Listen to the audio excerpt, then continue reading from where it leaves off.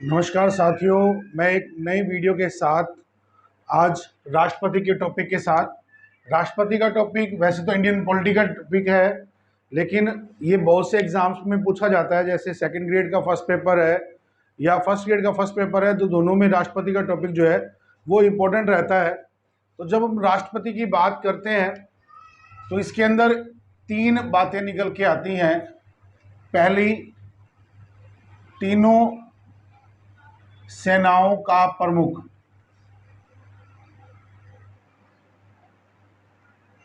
दूसरा, भारत का प्रथम नागरिक। और तीसरी चीज जो निकल के आती है वो आती है संवैधानिक प्रमुख।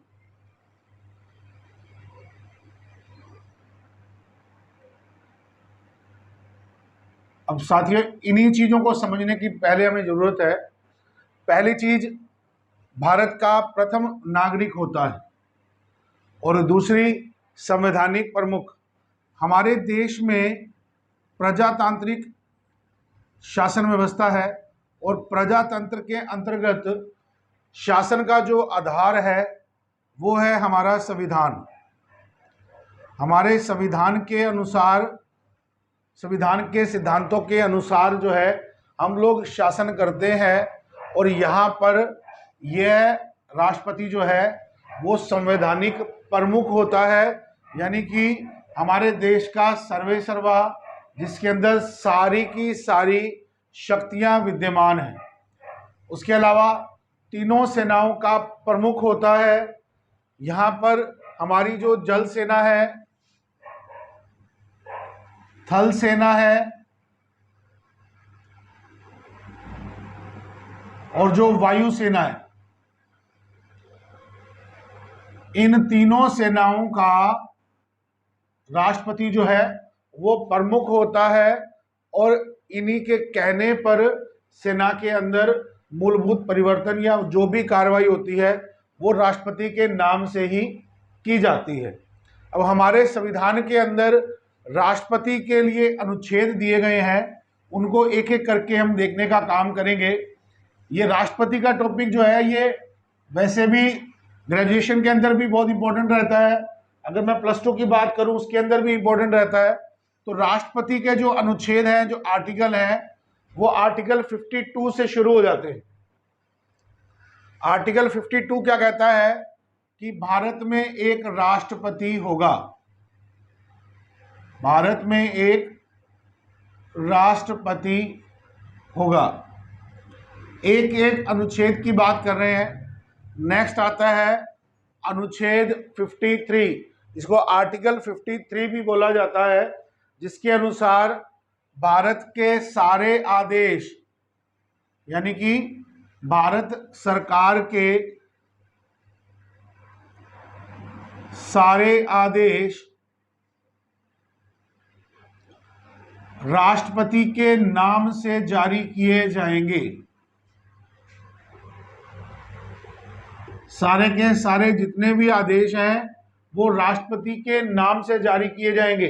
अब केंद्र सरकार की कोई भी भर्ती के अंदर या किसी भी डॉक्यूमेंट के अंदर आप देखेंगे तो आप पाएंगे कि वहां पर लिखा जाता है भारत के राष्ट्रपति के आदेशानुसार। जितने भी आदेश होंगे वो राष्ट्रपति के माध्यम से दिए जाएंगे। इसको समझने के लिए आपको एक चीज और बताता हूं, जिसके अंदर आपने दो शब्द सुने होंगे, कार्यपालिका और दूसरा है व्यवस्थापिका।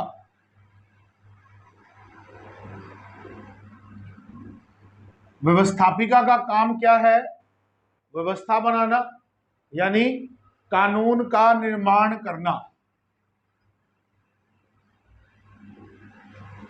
कानून का निर्माण करना। और कार्यपालिका का काम क्या है? कानून को लागू करवाना। अब व्यवस्थापिका में कौन कौन आ जाते हैं? राष्ट्रपति, लोकसभा और राज्यसभा। ठीक है। अब जब कानून को लागू करने की बात आ रही है तो यहां पर कौन आएगा? राष्ट्रपति, प्रधानमंत्री और मंत्रिपरिषद। देखिए, जब भी आप कानून का निर्माण देखते हैं तो कोई भी बिल है वो लोकसभा में हमने पारित किया, लोकसभा के बाद वो बिल राज्यसभा में गया, राज्यसभा से पास होने के बाद में वो बिल किसके पास आता है? राष्ट्रपति के पास। राष्ट्रपति इस पर हस्ताक्षर करते हैं और वो कानून बन जाता है। ये तो हुई कानून को बनाने की बात। अब इसी कानून को राष्ट्रपति के आदेशानुसार प्रधानमंत्री के पास भेजा जाता है इम्प्लीमेशन के लिए, और प्रधानमंत्री उसको इम्प्लीमेंट करने के लिए संबंधित मंत्री के पास भेज देते हैं और यहीं से कानून का इम्प्लीमेशन शुरू हो जाता है। यही एक व्यवस्था है। यहां पर आप देखेंगे कि राष्ट्रपति जो है वो व्यवस्थापिका का अंग भी है और कार्यपालिका का भी अंग है। कानून निर्माण में स्वीकृति किसने दी? राष्ट्रपति ने। और कानून को लागू करवाने का काम भी किसके द्वारा किया जा रहा है? राष्ट्रपति के द्वारा किया जा रहा है। तो हमारे संविधान में राष्ट्रपति को कानूनी रूप से अधिकार दिए गए हैं। अब आगे बात करते हैं नेक्स्ट अनुच्छेद की।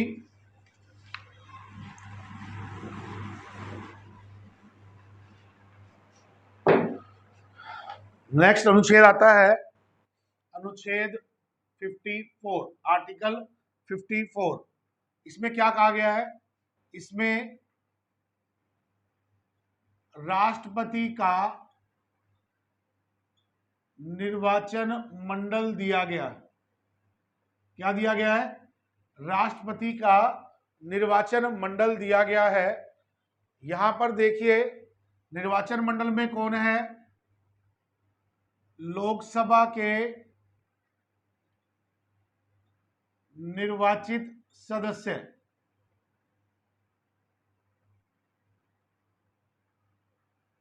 और कौन आ रहा है? राज्यसभा के निर्वाचित सदस्य। इसके बाद में राज्य विधानसभाओं, राज्य विधानसभाओं के निर्वाचित सदस्य। इसके अलावा और कौन कौन है? दिल्ली और पुदुचेरी, दो ये केंद्र शासित प्रदेश हैं। इन केंद्र शासित प्रदेशों की विधानसभाओं के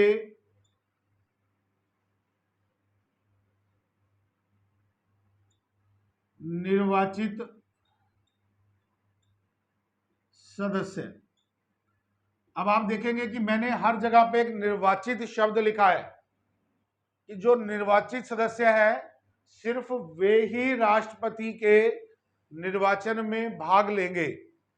अब लास्ट वाला जो लिखा है दिल्ली और पुदुचेरी, ये केंद्र शासित प्रदेश है। इनको कब शामिल किया गया है? तो इनको 70वें संविधान संशोधन 70वें संविधान संशोधन कब हुआ था? 1992 में। इसके आधार पर इनको राष्ट्रपति के निर्वाचन मंडल में शामिल किया गया है। अब ये जो राष्ट्रपति का निर्वाचन मंडल है, इसके ऊपर नोट डाल के लिखेंगे कि ये जो निर्वाचन मंडल है ये आयरलैंड के संविधान से, आयरलैंड के संविधान से प्रेरित होकर लिया गया है। आयरलैंड के संविधान से प्रेरित होकर लिया गया है। राष्ट्रपति का जो निर्वाचन मंडल है, इसके अंदर कौन कौन आ रहे हैं? लोकसभा, राज्यसभा, राज्य विधानसभा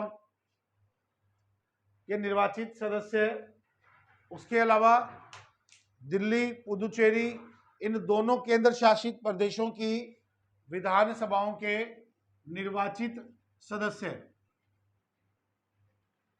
अब यहां पर निर्वाचित सदस्य देख लिए हैं।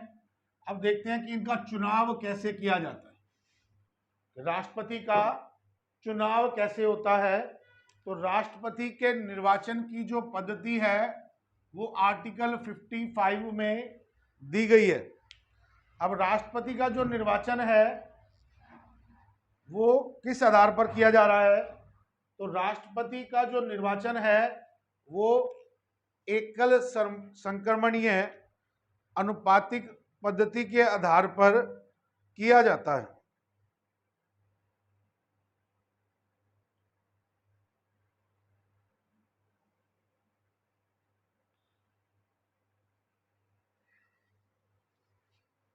अब राष्ट्रपति का पहले इसमें आर्टिकल में क्या लिखा गया है?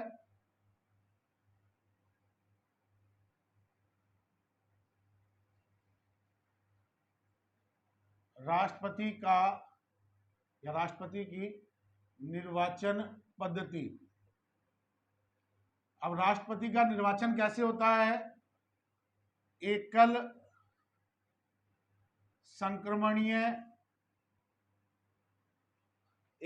संक्रमणीय अनुपातिक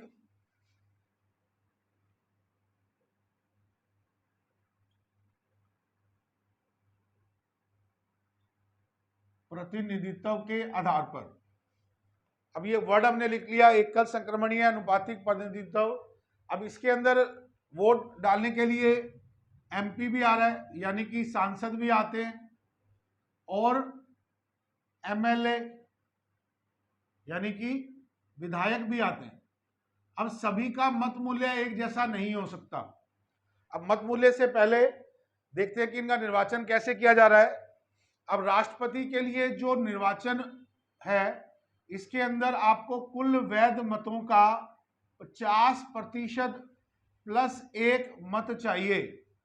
जितने भी वैध मत डाले गए हैं, मान लेते हैं कि राष्ट्रपति के इलेक्शन के लिए 10 लाख वैल्यू के वोट डाले गए, तो राष्ट्रपति को वैध मतों का कितना चाहिए? 50%, यानी कि 5 लाख प्लस 1 वोट मिलते ही राष्ट्रपति का निर्वाचन खत्म हो जाएगा। मान लीजिए प्रथम चरण की गणना में किसी को भी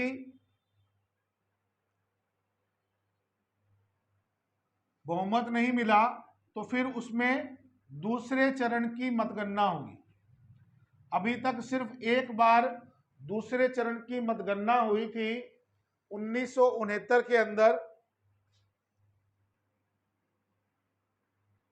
तब वीवी गिरी, किसके समय? वीवी गिरी के समय दूसरे चरण की मतगणना की गई है। जब वीवी गिरी भारत के राष्ट्रपति बने थे तब दूसरे चरण की मतगणना की गई थी। अब मत मूल्य निकालने का जो तरीका है वो भी हमसे पूछा जाता है, तो वो भी लिख लेते हैं, इसी के अंदर आएगा वो।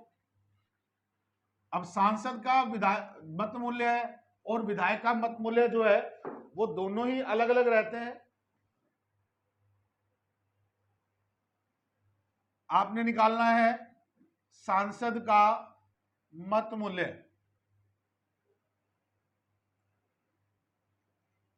तो इसके अंदर एक फॉर्मूला दिया गया है सांसद का मत मूल्य निकालने का, जिसके अंदर विधायकों का कुल मत मूल्य बटे में, इसके अंदर भाग किसका दोगे? कुल निर्वाचित सांसद, कुल निर्वाचित सांसद या सांसदों की संख्या। अब यहां पर विधायकों का जो कुल मत मूल्य है, इसका आपको याद करना है इसका आंसर है 549474, 549474। इसके अंदर आप कुल निर्वाचित सांसदों की संख्या 776 का भाग दोगे तो आंसर आएगा 708। एक सांसद का मत मूल्य, भले ही वो लोकसभा का है भले ही वो राज्यसभा से है, दोनों का ही मूल्य कितना रहेगा? 708। अब इसके बाद में एक विधायक का मत मूल्य कितना है वो देखते हैं। अब विधायक का मत मूल्य निकालेंगे तो उसके लिए क्या करेंगे?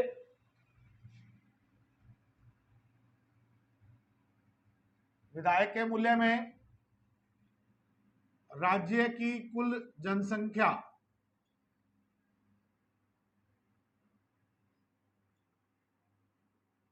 राज्य की कुल जनसंख्या में राज्य के निर्वाचित विधायकों की संख्या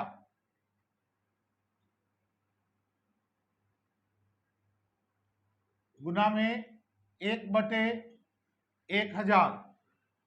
राज्य की कुल जनसंख्या, उसके अंदर राज्य के निर्वाचित सांसदों की संख्या का भाग देंगे और गुना में 1/1000। हम राजस्थान की बात करें तो राजस्थान की जनसंख्या 2,58,00,000, विधायकों की संख्या 200 गुना 1/1000, आंसर आएगा 129। अब राजस्थान के एक विधायक का मत मूल्य कितना आया? 129। अब आप कहेंगे कि सर राजस्थान की जनसंख्या तो लगभग 6 करोड़ के करीब है, आप गलत पढ़ा रहे।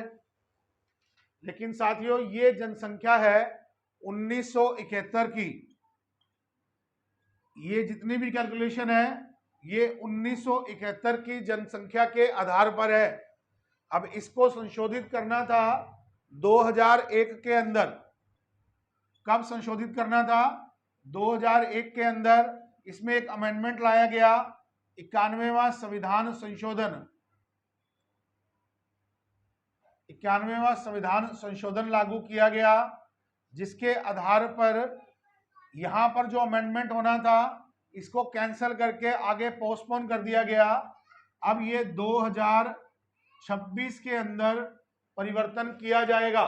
2026 में इसकी समीक्षा की जाएगी कि इसके अंदर परिवर्तन करना है अथवा नहीं। अब आपसे एक जीके का क्वेश्चन और आ सकता है कि ये जो मत मूल्य है ये हर एक स्टेट का अलग अलग होता है, तो सबसे अधिक किसका है और सबसे कम किसका है? तो सबसे अधिक जो है वो ऑब्वियस सी बात है यूपी का ही रहेगा। तो सबसे ज्यादा है उत्तर प्रदेश के विधायक का कितना है? 208। राजस्थान का हमने देखा 129, सिक्किम का 07। सबसे लोएस्ट किसका है? सिक्किम के विधायक का है 7 और सबसे अधिक किसका है? यूपी के विधायक का है कितना? 208। अब नेक्स्ट आर्टिकल में चलते हैं, आर्टिकल 56। आर्टिकल 56 जो है इसमें राष्ट्रपति का कार्यकाल दिया गया है। क्या दिया गया है? राष्ट्रपति का कार्यकाल दिया गया है। अब नॉर्मली राष्ट्रपति का कार्यकाल कितना है? 5 वर्ष। अब नॉर्मली राष्ट्रपति का कार्यकाल कितना है? 5 वर्ष। लेकिन फिर भी कुछ परिस्थितियां हैं जिनके कारण राष्ट्रपति का पद जो है वो रिक्त हो सकता है। अब वो कौन कौन सी परिस्थितियां हैं? पहला, राष्ट्रपति उपराष्ट्रपति को संबोधित करते हुए, उपराष्ट्रपति को संबोधित करते हुए त्याग पत्र दे दे। क्या करे? राष्ट्रपति को संबोधित करते हुए अपनी मर्जी से त्यागपत्र दे दे। दूसरा, राष्ट्रपति की असमय मृत्यु हो जाए।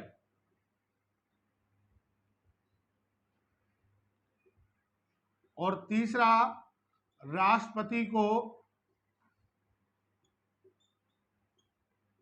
महाभियोग द्वारा हटा दिया जाए। क्या किया जाए? राष्ट्रपति को महाभियोग द्वारा हटा दिया जाए। इन तीन परिस्थितियों में राष्ट्रपति का पद जो है वो रिक्त हो सकता है। अब महाभियोग की प्रक्रिया जो है इसे हम आगे के आर्टिकल में पढ़ेंगे। आगे चलते हैं, आर्टिकल 57। अब आर्टिकल 57 क्या कह रहा है? आर्टिकल 57 का संबंध है राष्ट्रपति के पुनर्निर्वाचन से।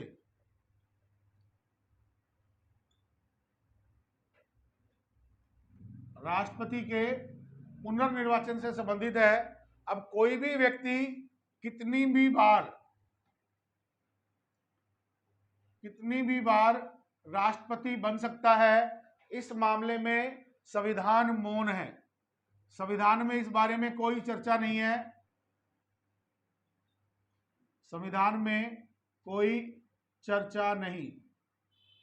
वैसे अमूमन 2 बार एक व्यक्ति जो है वो 2 बार राष्ट्रपति बन रहा है।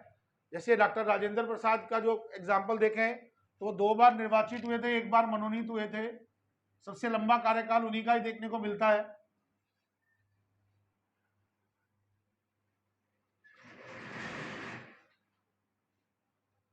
आगे नेक्स्ट देखते हैं, अनुच्छेद 58। अनुच्छेद 58 के अंदर राष्ट्रपति की योग्यताएं दी गई हैं। राष्ट्रपति की योग्यताएं। अब राष्ट्रपति की योग्यताएं क्या है? 35 वर्ष की आयु पूर्ण की हो,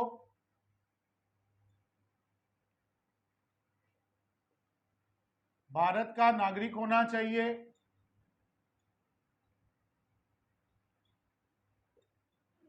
पागल या दिवालिया घोषित ना हो,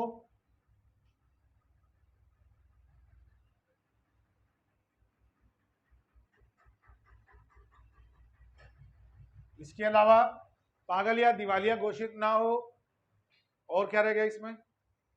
हाँ जी, किसी लाभ के पद पर ना हो। लाभ के पद पर ना हो। अब राष्ट्रपति के पद के लिए लाभ का पद कौन सा रहेगा? अब लाभ के पद के ऊपर तो हम कह सकते हैं जी सीएम है, कोई राज्य का विधायक है, कोई राज्यपाल है, तो इनमें से हम किसे लाभ का पद मानेंगे? तो साथियों आपको बता दूं, राष्ट्रपति पद का जो उम्मीदवार है वो अगर उपराष्ट्रपति है, प्रधानमंत्री के पद पर है, किसी मंत्री के पद पर है, किसी विधायक के पद पर है, तो वो कोई भी लाभ का पद इसके लिए नहीं माना जाएगा। जिस दिन राष्ट्रपति इसके लिए नॉमिनेशन फाइल करता है उसी दिन से, यानी कि जिस दिन ये राष्ट्रपति का पद आएगा, दूसरे पद अपने आप स्वतः ही समाप्त मान लिए जाएंगे। तो राष्ट्रपति के लिए प्रधानमंत्री, राष्ट्रपति, उपराष्ट्रपति, कोई भी मंत्री, विधायक का पद जो है वो लाभ का पद नहीं माना जाता। अब नेक्स्ट आते हैं आर्टिकल 59। आर्टिकल 59 के अंदर क्या कहा गया है? इसमें राष्ट्रपति के पद से संबंधित शर्तें दी गई हैं। क्या दी गई हैं? राष्ट्रपति के पद से संबंधित शर्तें दी गई। अब शर्तें क्या है? पहली शर्त, जब भी आप राष्ट्रपति के पद के लिए आवेदन करें, 50 प्रस्तावक और 50 अनुमोदक के हस्ताक्षर होने आवश्यक है। कोई भी व्यक्ति अगर नॉमिनेशन फाइल कर रहा है तो उसके ऊपर 50 प्रस्तावक और 50 अनुमोदक होने आवश्यक है। दूसरा, 15,000 रुपए की जमानत राशि जमा करवाएंगे। अब जमानत राशि जो है ये कहां जमा करवाएंगे, ये भी एक क्वेश्चन आता है। ये आरबीआई में जमा की जाएगी। कहां जमा की जाएगी? आरबीआई में जमा की जाएगी। अपना नॉमिनेशन जो है वो लोकसभा महासचिव को जमा करवाएंगे। किसको जमा करवाएंगे? लोकसभा महासचिव को जमा करवाएंगे। कोई कैंडिडेट अगर कुल वैध मतों का 1/6 यानी 16.67% नहीं हासिल करता है तो उसकी जमानत जब्त हो जाएगी, जमानत राशि उसे वापस नहीं मिलेगी। ये है राष्ट्रपति के पद के संबंधित शर्तें। अब राष्ट्रपति जब नॉमिनेशन फाइल करेगा तो इसे चुनाव प्रचार के लिए कितने दिन का समय मिलेगा? इसे 14 दिन तक चुनाव प्रचार की छूट है। क्या है? 14 दिन तक चुनाव प्रचार की छूट है। इसके बाद आते हैं आर्टिकल 60। आर्टिकल 60 के अंदर क्या दिया गया है? आर्टिकल 60 जो है इसमें राष्ट्रपति की शपथ, राष्ट्रपति की शपथ का उल्लेख है। राष्ट्रपति संविधान की रक्षा करने का